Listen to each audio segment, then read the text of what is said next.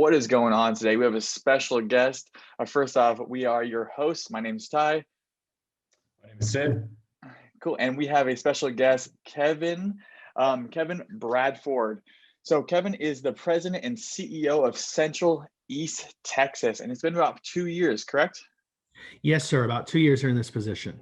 Awesome. So Kevin, kind of give the audience the background about you. Where'd you grow up? What got you into being in Goodwill? Yeah, absolutely. So I grew up in Abilene, Texas, about 6 hours west of here. Grew up there in a family that was very blue collar, worked a lot, worked throughout school, started working at about 14, 15 years old as a dishwasher at a barbecue restaurant. Fell in love with food, which probably wasn't the best thing in the world, but had a boss that really believed in working hard, a father who taught me really two key points that has carried me throughout my career. Always make your boss look good, and eventually they'll make you look good. And always work harder than the next guy. And when it's time to get rid of somebody, it won't be you.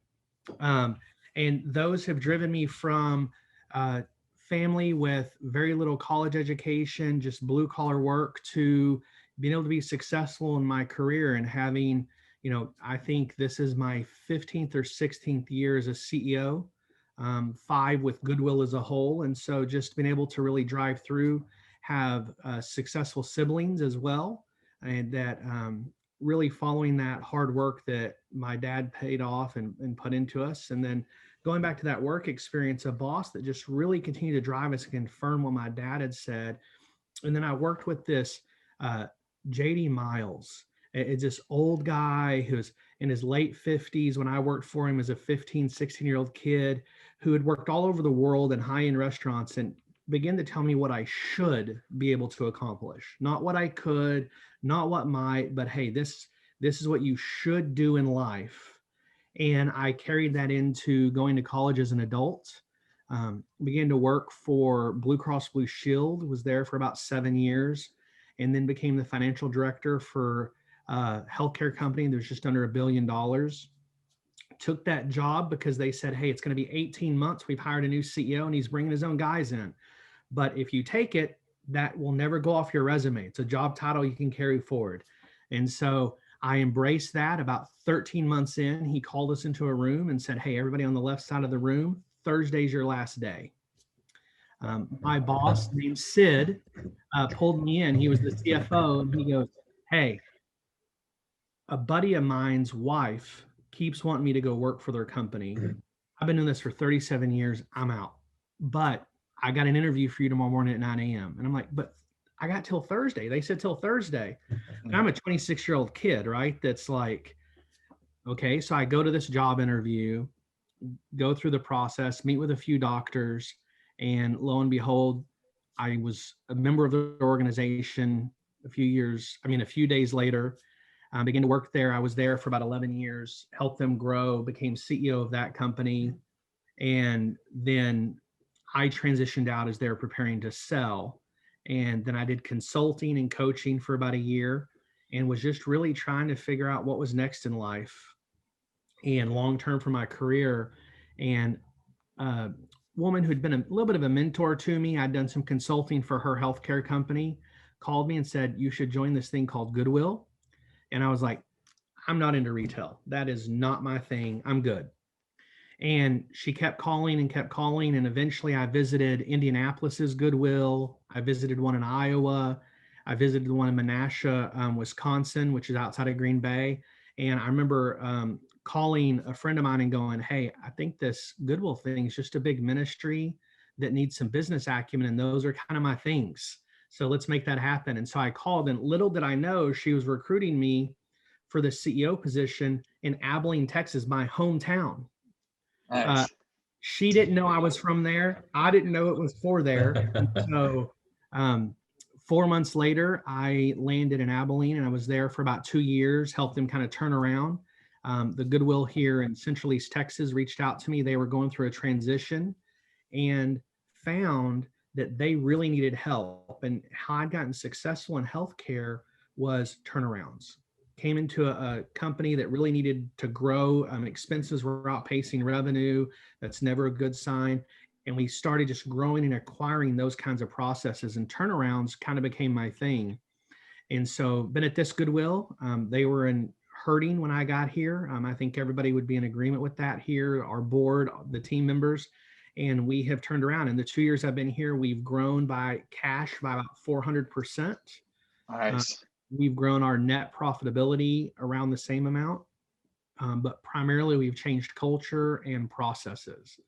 And so that's kind of how I got here. I spent almost 17 years in healthcare, a long time of that being an executive or a CEO, and then been in Goodwill about 5 years. And it's just been a great, exciting time, because Goodwill is so much more than a store. We're kind of the grand scheme of resellers. I know you said that's a lot of your podcast listeners. Our goal and our deal is bringing in generally used household goods, producing them through and getting them sold into other resellers or other people's hands. People really believe that we sell to those who need us. And, 30 or 40% of our shoppers are those who need us, because we help provide their clothing, their household items. And that's such a wonderful thing that we do. But the other 60% of our shoppers are resellers, collectors, treasure hunters, or repurposers.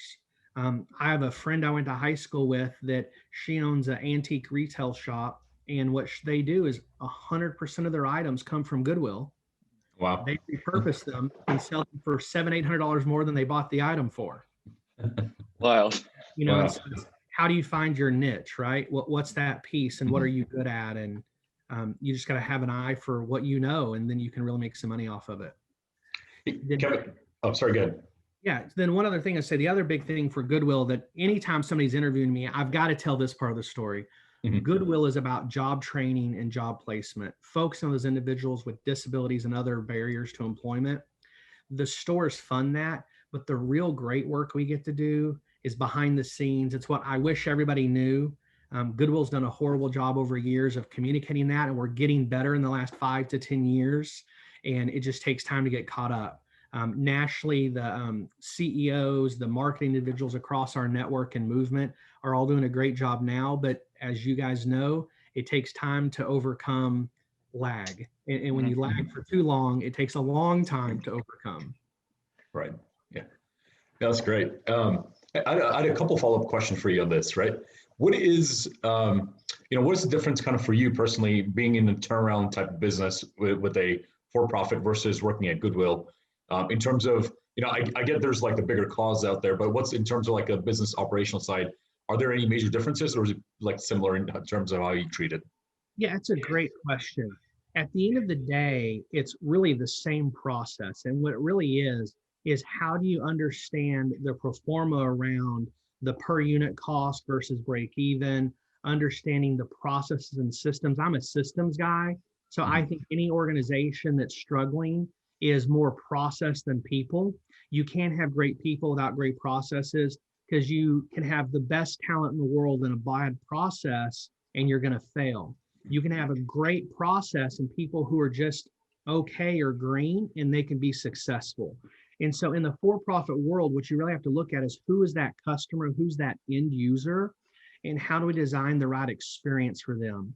In addition to systems, I think experience plays a key part. So in the comparison, to really answer your question fully, is in the for-profit world, you've got to look at what are we doing to drive margins and to drive dividends up or to drive shareholder value.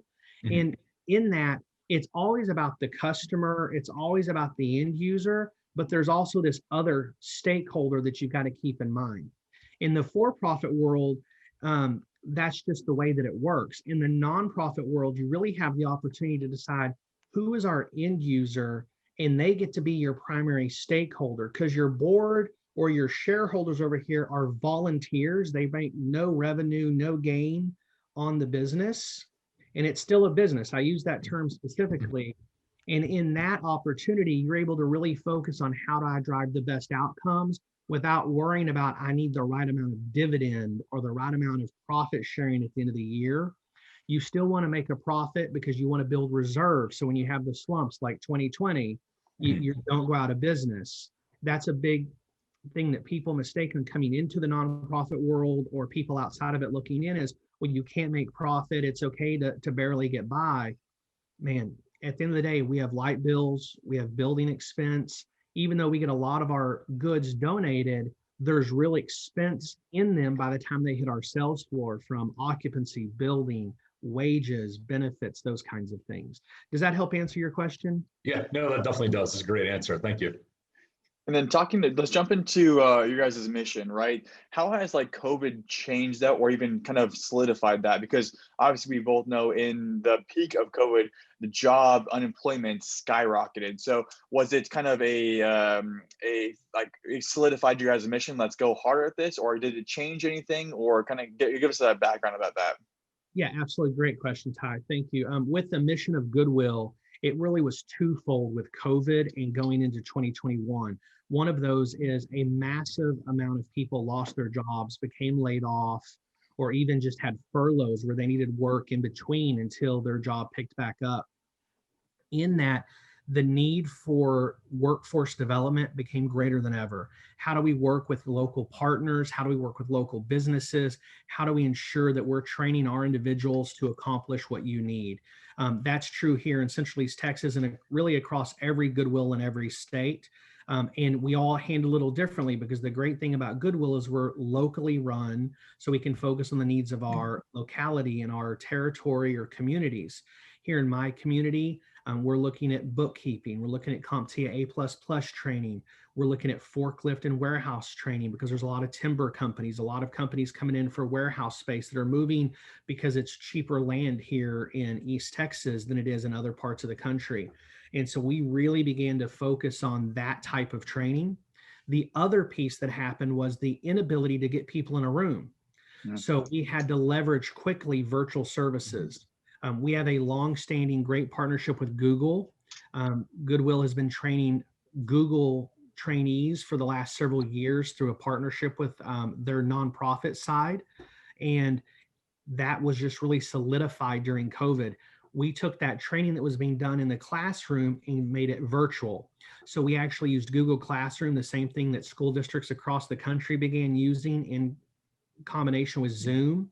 So start having instructor led, so face-to-face over Zoom, teaching those digital skills, but also an entire virtual site where they can log in and do self-paced around job skills training, soft skills training, and things like Word, Microsoft, Google Suites, all these things that employers are needing, even for organizations that like Lowe's and Home Depot, who now when you're getting to work, you're being handed an iPad and how do you operate? And that's what your day is.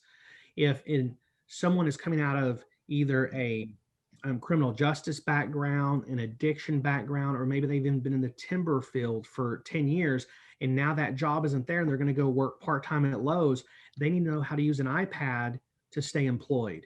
And those are just some real soft skills that individuals take for granted. But the reality is there are millions of Americans, there are hundreds, thousands of people in our territory that do not know how to use that kind of technology, and it's a job barrier. And so we really ramped up removing that barrier. Very cool. I like that. And again, it's probably going to get even crazier. The more we start automating things out, obviously, the more job loss, the more people have to become very fluent online and even tech wise. Absolutely. One of the things we're doing is working with several partners here locally that are other nonprofits, so we don't duplicate services around how do we teach technology and automation. Working with another Goodwill that is really developing how to do robotics and those kind of things. And those are the things that as Goodwill is looking at is what is that future of work? How does it tie into our mission? We do not want to help advance technology that eliminates jobs, but we want to advance technology that works collaboratively with individuals to help providing jobs and training for those, and particularly around those with disabilities and other barriers to employment. Love that. And then kind of staying on the same topic of just kind of your vision of Goodwill. So Daniel Robinson said that Bradford has a fantastic vision of Goodwill, West Texas at the time. Obviously, this is about 2018. So things have changed very much. The experience you get from Goodwill is different than any other experience you received years ago. So kind of give us your vision of Goodwill. How do you want that, let's say in the next 5 to 10 years, to continue to hit that vision? Absolutely. To know what the next 5 or 10 years is going to bring, we really need a psychic, a crystal ball, something along that line, right? Especially after 2020. Coming into 2020, I could have given you a fairly dotted line, but at least a line.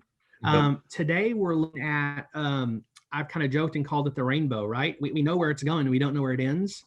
And so, as we're looking at that, the vision of Goodwill and what we want to accomplish is creating what we call a mission integrated donated goods retail program. And that is that we're focusing our employees as at least 50-60% of our mission, so that we're not taking and extracting value from these individuals that are working within our organization that might have a disability or have a barrier. And then we're training people that are just in a 90-day or 60-day training program, but that we offer the same services to our external clients and what we really believe are our internal customers, which are our employees and team members that are highly valuable to us. And so what we've done is, for our Goodwill here in Central East Texas, is we've created what's called Good Life and Good Ed. Good Life really runs them through the first 6 to 8 weeks they're on board with this around life skills, delegation, time management, retirement, revenue streams, banking, those kinds of just life skills that they may not have had access to. And even if you have, who doesn't need a refresher on revenue streams, or how to plan for retirement, or how to ensure you buy a house at the cheapest way possible? I mean, I could still use those skills. That's why we listen to podcasts and read books, right? 100%. Then once they graduate through that, they qualify for Good Ed. And Good Ed is management and leadership skills training. And there's multiple phases of that. And the reason why is we believe if we can teach good life skills, we can teach good leadership skills, those are applicable to any job they move to. Maybe they work with us for a season. A young man that I worked with a few years ago came out of a criminal justice system, worked for us, went through a good life type of training, and then he got hired at a brick moving company, doubling his salary. That is such an amazing win for Goodwill. We provided a foundation that launched him forward. His family is going to be substantially better cared for because of that opportunity. We can never afford that because we want to touch as many people as possible. Mm-hmm. But these for-profit businesses that we support are really driving a profit, and they have the ability to leverage that value when needed. And so our real vision of the next 5 or 10 years is to keep hitting that niche of creating life skills, digital skills, soft skills, and leadership skills that are applicable no matter where you go. And then based on what the on-demand job is, like right now it's forklift and warehouse, so we're doing that. It's digital skills with productivity, Word, Excel, we're doing that. Right now we're training CompTIA A++ and Security Plus training for individuals. And we're doing those things. What is that demand? But our core needs to continue to be good life management, smart decision-making, leadership skills, because that's needed if you run your own business, if you work for someone else's business, or if you're in the corporate world. And in the meantime, we'll keep supporting individuals in our community through our donated goods program. Gotcha. Awesome. Definitely, that probably feels good once you know that guy that was the bricklayer can double his salary. It's probably a good feeling across the board. It is. It was something. How I found out is we were actually doing a donation drive in the mm-hmm. grocery store parking lot. And him and I were the last two there. And he's like, man, I just appreciate all that y'all have done for us. And he kind of went on. And to be honest, this is a good feeling. The CEO is wearing a t-shirt and shorts, helping him load stuff from a trailer. And then he opens up his life, right? And he starts mm-hmm. telling you about it. And he's like, I've been really scared to give my notice, but I got this opportunity. And I was like, man, why are you worried? That's what we want. Mm-hmm. And so then, I encouraged him. I actually texted his boss. I was like, hey, this is happening. And that's that piece of where you get to experience that. And, we've seen it over and over again. Our Goodwill is getting better at that. Other Goodwills are way better and way further along than we are, but we're really working on how do we continue to move that ball forward. And it is, anytime you see someone improve their life, that's what Goodwill's here for. Very cool. Love it. Love it. Love it. So slightly switching topics on this one, kind of as e-commerce evolves, right? Like more and more people buying online, or they're just going more towards omni-channel, right? How are you thinking about that as, especially with like Poshmark and all these guys coming into the market? How are you thinking about it as Goodwill? Like, how do you stay, how do you kind of, I know it's you have a very different value proposition than Poshmark, but again, it's like, how do you compete in certain areas where they might be starting to take away things? Or is it not even like a concern? Yeah, absolutely. It's a major concern. I mean, the reality is the shopping retail model is changing at a rapid pace almost every day. And as I mentioned earlier, once you lag behind for a certain period of time, it can become very difficult, maybe impossible to catch up. When you look at most retailers out there, they're at a 50-50 omni-channel, brick and mortar versus e-commerce. If you look at Goodwill as a whole, Goodwill as a whole is in that 5 to 7%. Had a ThredUp, former executive with ThredUp say to me in the last 2 years, hey, we weren't even worried about Goodwill when we're developing ThredUp because y'all weren't a major player. And the issue of that is we are and we're not. And it's primarily because we're a little bit different market. They're a little bit higher in value all the time. And we're a little bit more value focused. And I think that's beginning to change a little bit in our e-commerce world. In the realm that we run in right now is shopgoodwill.com. If your listeners aren't Shop Goodwill shoppers, we invite them to go take a look. You can go to shopgoodwill.com. You can also search specifically for Central East Texas. But as we look at that, we've grown to where about 14% of our retail revenue is e-commerce. Oh, wow. We really want to drive that forward. We see that doubling over the next 24 months and have recently changed shipping processes, put a couple of new systems in place to continue to drive that forward. And the main focus is how do we get those unique collectible items to the e-commerce market and how do we do omni-channel? So one of the things we're doing is we like to put brand named clothes, specialty priced in our store to give our local shopper a shot at it. But when it doesn't sell for 2 or 3, 4 weeks, then that brand name we put online and give that option. And we actually have about an 85% sell-through rate online. Wow. The difference between us and Poshmark is I never want to take the treasure hunt away from the local shopper. Got it. Okay. And as a treasure hunter, Ty, you might buy a pair of Jimmy Choos for $30 in my store. Yep. That you're going to pay $400 for on Shop Goodwill. Yeah. Yep. And that's the treasure hunt. And if you're a shoe reseller, you just hit the jackpot. That's that real focus of how do we move the right products to e-commerce, but leave the treasure hunt in the store. It's definitely a concern. Clothing, we use that treasure hunt, but like cameras, especially antique cameras, musical instruments, there's not a high demand for that within our local Goodwill stores. So we predominantly sell all of that online and it brings a value. People choose the value. We start those off at $9.99 to $15.99 online, but then they bid up and sell to what the value the consumer chooses that value is. So one question on that, right? So like a lot of our customers, they're resellers, right? A lot of them are just starting off, or some of them very established resellers, like they sell thousands of items a month, mostly around clothing, some antiques, and then some electronics. Any recommendations? Like, I assume like shopgoodwill.com, one of the best places to go buy stuff. But when they're coming to your store, any recommendations on, how maybe they can work better with Goodwill? Yeah, absolutely. Here locally, we know we have a lot of resellers. We have some resellers that have a brick and mortar store. We have some resellers that we know sell online. And the thing that I would say that really goes the furthest is just generalized relationships. I'm a relationship guy. I know I've said I'm kind of but relationship is one of the systems that I think you have to utilize in businesses. In coming in, get to know the manager, get to know things, get to know the layout of the store, be nice to the employees, not because we're going to give any kind of special treatment to those individuals, but just, as someone comes in, go, hey, we know you buy vases. We got a lot of cool vases in, and they're giving you that direction, because you're in the store a lot. We have several shoppers that shop multiple times a week that some of them are resellers, some of them are collectors, some of them just, maybe it's what they do that day. But we know what they look for. And when you have that good relationship, we don't have any problem with directing you to that. It's on our sales floor to sell. Okay. The other one thing that I would encourage, and this has happened some in my 5 years of Goodwill, is we have some resellers that'll come and go, hey, will you hold these things? Because they maybe want to go see if they can look it up, or they want to go look at another store to see if they can get a better deal.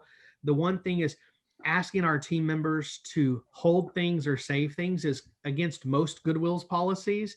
And it just puts pressure on that cashier or that assistant manager that harms that relationship, right? We want to direct you to what you want to buy because we want to sell it to support our mission and to support our employees. But we also want to do the right things by what our company policies are. And so that, if a reseller is coming in, build that relationship, be nice, let them know what you're looking for, ask the questions, and we will be more than happy to direct you to that, because that's what it's out there for. It's been produced and processed by our team to get to the sales floor to sell. If you can go and do something to that, clean it up, take better pictures of it and sell it for more money, then that's a benefit to us and you. It's a win-win. Got it. Cool. On the processing side, we do have a lot of nonprofits that are trying to process their clothing to get them online or even their main store.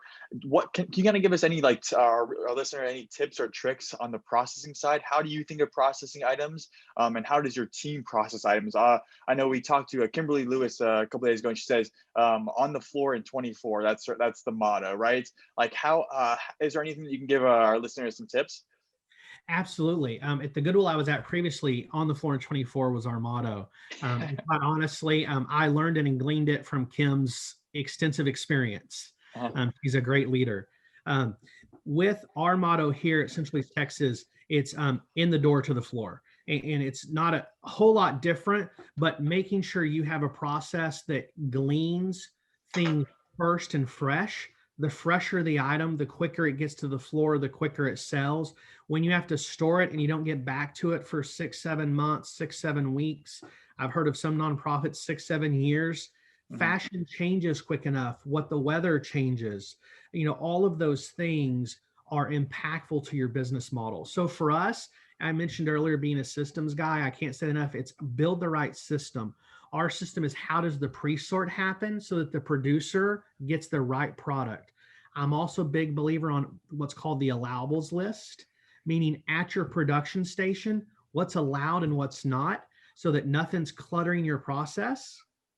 And then we even use where we hang on the walls all the brands we're looking for that might go to specialty or to e-com once they don't sell in the store. And those get sorted into a different pile than the normal process. And so, with clothing, it's a very quick stain, ripped, torn, or soiled into a recycling, or it gets hung. Building that process sounds really kind of cheesy, but do a mock process. Try it. Test it. You're going to go through 3 or 4 iterations till you find the right process. But for a nonprofit trying to do this, it's about understanding what works for your team, using what healthcare and Toyota has been using for years, that whole Kaizen, continuous improvement, Six Sigma, whatever you want to call it, to make sure that you don't have a lot of waste. If I've got to walk to get hangers, if I have to walk and, it's just, how do you do that? And there's just a method to it, and Goodwills are good at it. They've been doing it for over 115 years. We share tricks and tips with each other. Like I said, Kim taught me the door to floor in 24.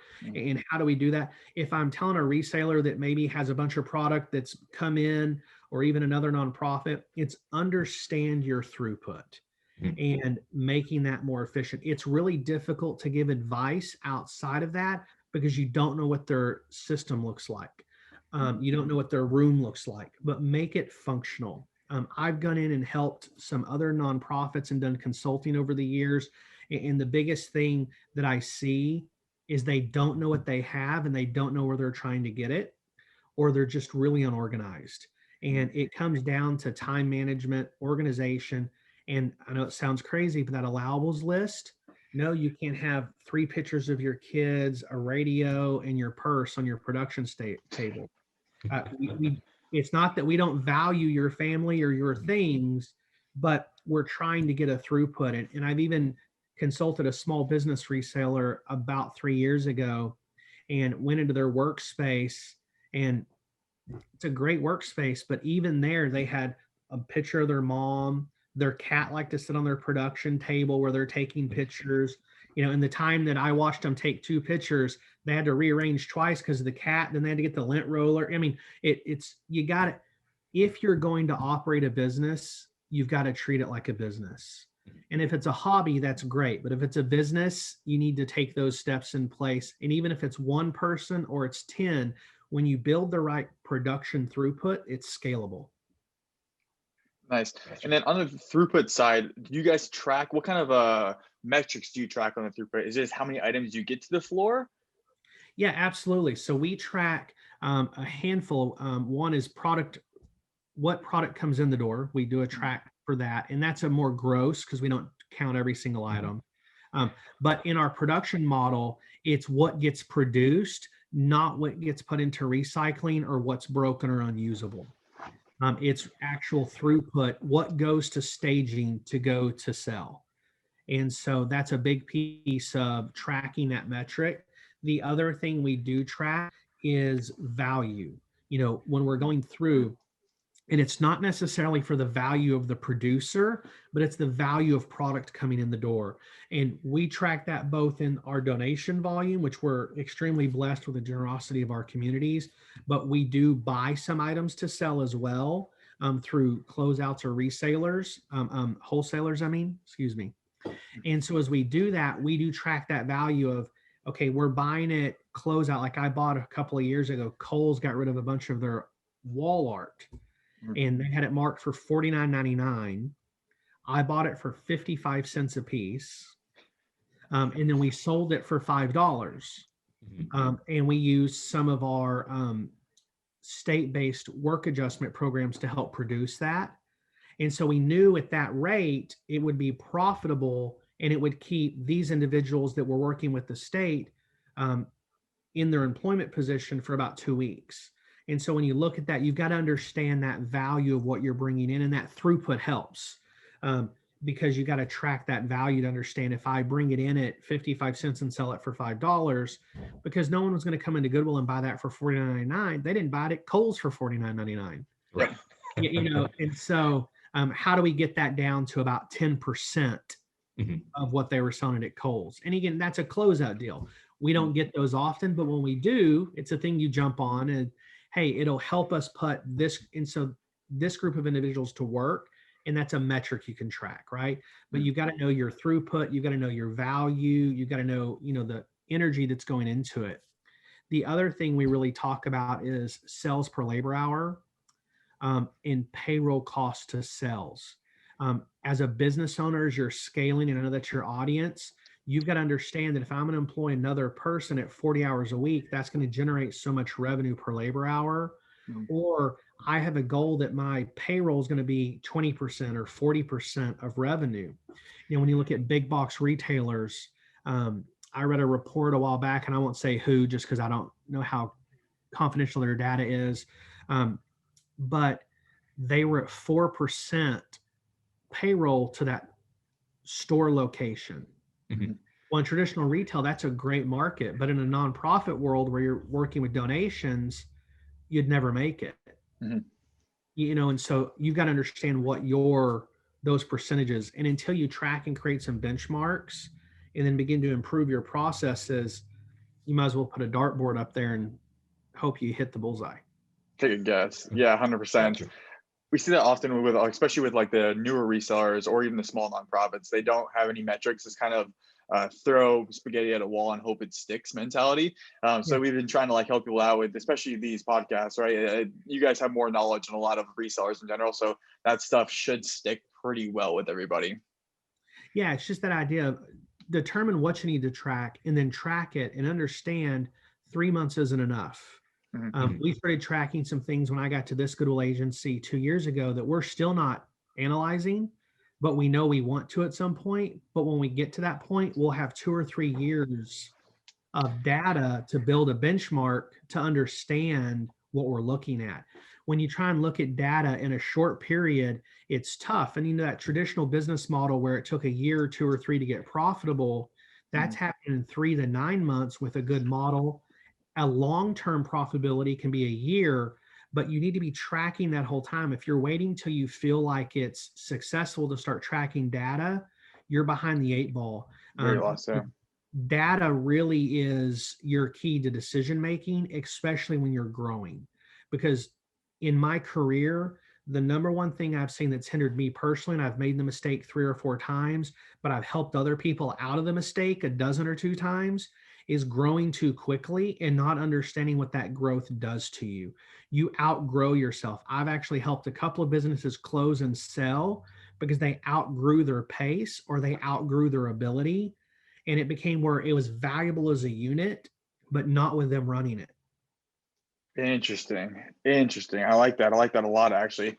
And especially with like that quick turnaround, especially the internet nowadays, people can make a lot of money very quickly in that 3 to 6 month area. And they just outgrow and they outpace themselves or they outpace their ability. And a huge mistake people make is they've got to be the smartest person in the room, or they're scared of hiring somebody that might know more. But I'll tell you, the best decisions that a leader can make, or a small business owner, is hiring expertise that's different than yours. I tell my leadership team all the time, if I want to know what a 40-something-year-old gray-haired guy thinks, I got that. I need other people. I need other people's opinions. I need females. I need other ethnicities. I need other backgrounds, other socioeconomic histories in the room, so that we can get a diversity of input and make better decisions. I know what a guy that looks and acts like me thinks.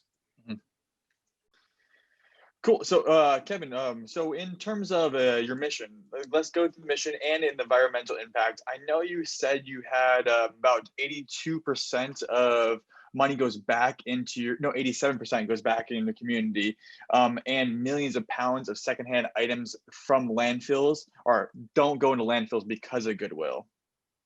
Absolutely. So anytime someone comes into one of our retail stores or shops on Shop Goodwill, 87 cents of those dollars are put back in the community into job training and placement. Right now, about 60% of our internal employees have a documented disability or barrier. And so that's a part of it, is how do we have that second chance employer? And then how do we gain them the skills to either grow with Goodwill or to go into another business here in our community and have that opportunity? Such an important piece. Another big piece that I'm extremely passionate about is people understanding our environmental impact. For over 115 years, Goodwill has been the leader in sustainability and environmental impact. For our Goodwill, we just wrapped up our 2020 analysis. 89% of every donation that comes into our door is sold, recycled, repurposed, or reused. So only 11% of those are going to a landfill.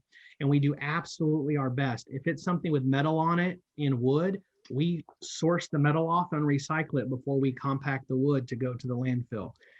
It's just a piece that we do everything we can to ensure that our environment is protected. Fast fashion really hurts our environment, other types of decisions within the fashion and design industry. And we're doing our best to keep our landfills clean and less items going there. Of course, sometimes people donate things to us that are just broken and unusable and in plastic, and there's nothing we can do about it. It hurts my heart to walk out and see our compactor or trash full, but it does happen because of what gets donated. But we source everything out of that. Here at our local Goodwill, we recycle textiles, clothes, linens, electronics. We do our best to keep electronics out of the landfill. We partner with Dell and other Goodwills around the country to keep electronics out of the landfill. We partner with a group here locally called Life to repurpose computers and get them into the hands of low-income individuals that do not have access to them. We recycle metal, paired shoes. We don't even throw shoes away. We recycle them. We have partners that we work with, and we do everything we can to keep those items out of the landfill. Goodwill's been doing this for a really long time. I wish it was a message that everyone knew, because I think with resellers and Gen Z and millennials, they care about the environment, and they don't understand that by shopping with Goodwill or other resellers like you, we're promoting that initiative. Gotcha. Very interesting.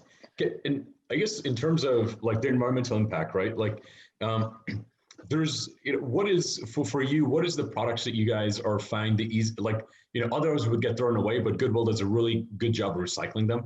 Because clothing, there's, some aspects you could sell online, but what are the particular items that you feel like you guys are much better at recycling than other individuals would be? Yeah, absolutely. I think computers and electronics, because we're able to resell those, we're able to wipe them clean so that data's gone. We keep it out of landfill. E-waste is absolutely harmful to our environment. And so we do a good job of keeping that out of there. Glassware is another thing. A lot of people just throw it away, break it. We really have a lot of resellers that come in and buy that to either resell, or even glass workers that bring it in and melt it down and repurpose it. And then broken furniture. I know it sounds really crazy, but you have old furniture. A lot of people just dump it. We'll put it in our store sometimes. Like we were selling honestly a broken couch the other day. We're selling it for $3. I mean, we're not really trying to make a lot of money off of it, but the reality is if we can keep it out of the landfill, somebody might repurpose that pattern from the 70s is coming back. A local shop that does vinyl work might buy that to repurpose a recliner. It's not going to cover a whole couch again, but it might be a recliner, and they're doing a specialty item, or the wood's being repurposed and built into a bed or a fence. And so those are some of those things. Clothing's easy, but it's that electronics, computer technology, furniture, kind of glassware that absolutely we want to help recycle. And the other thing is instruments. People don't think about instruments, but every kid has an instrument at some point in middle school or elementary. We have a great way of reselling those or donating them to local causes. I know some Goodwills that donate them to local youth choirs and local youth orchestras. And, we don't have that program here, but some Goodwills do. And so it's just instruments is a great product to keep out of the landfill. And there's way too many of them in the landfill. Gotcha. Cool. And Kevin, I guess one last question then. Is there anything that we missed talking about during this time today? No, I mean, I think we've covered a lot of things. It was great to talk to you about kind of how businesses can grow and be scalable and make sure they don't grow too fast. But more importantly, I could talk another hour about our mission and about the work we're doing locally or our impact on the environment. So I appreciate both of y'all. Cool. Awesome. Thank you. All right. Thank you. Appreciate the time. Thanks for your time, Kevin. Hey, thank you, sir. Thanks for checking out our HAMMOQ channel. Smash the like button and subscribe by clicking that button down below. And click any of our videos over here.